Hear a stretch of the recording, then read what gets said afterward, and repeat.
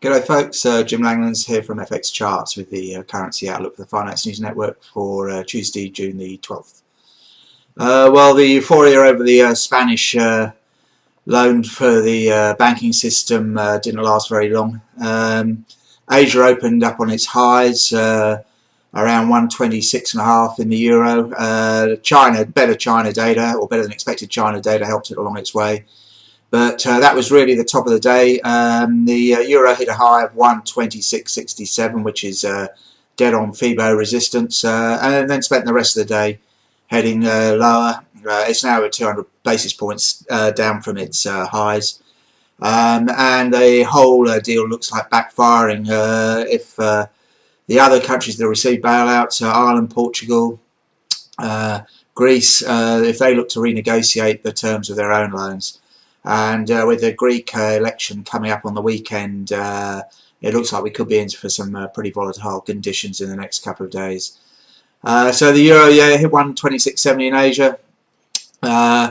It's now at 124.70, having been down at 124.5 briefly earlier this morning.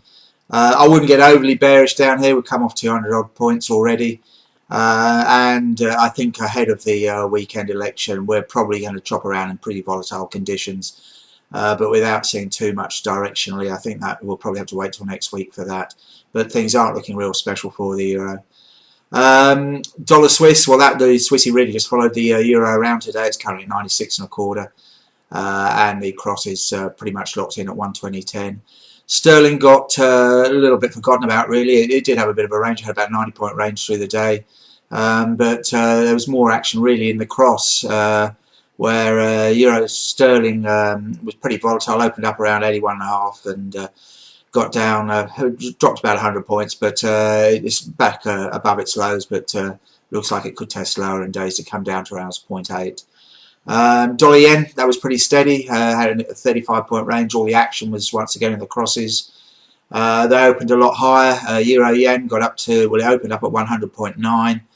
And that was it, and it spent the rest of the day coming off pretty heavily on the back of the euro move. Got down to 98.70 and is currently trading just under 99, the figure. Still looks heavy, and I wouldn't be surprised to see a test of 98, maybe 97.75 in the next day or so.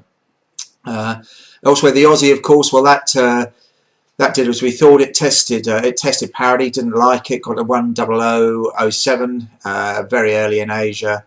Didn't like it up there. It's now down around 98.65. It's come off once again in sympathy with the euro, and it looks heavy still. It's near the bottom end of its range. It's been down to 98.5.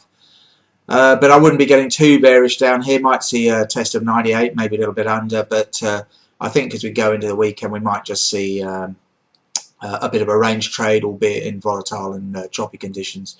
Likewise with the Kiwi's at 76.80 at the moment. It's been up to 77.50, opened up to 77.50. Really fell in unison with everything else today. And it looks soft. It might go down to 76.40, but overall I expect a bit of a range trade today. Not an awful lot out on the economic front. We've got the NAB business confidence survey. That's about it. But there's not an awful lot of other data out, some secondary stuff out of Europe and the US. So that's really about it. If you want a more comprehensive outlook on the markets, do the usual, go to the website www.fxcharts.com.au. Apart from that, just please remember that any opinion given here is a personal view only, not meant to be used as trading advice. So that's really all there is. So have a very good day, and we'll talk to you tomorrow. Cheers.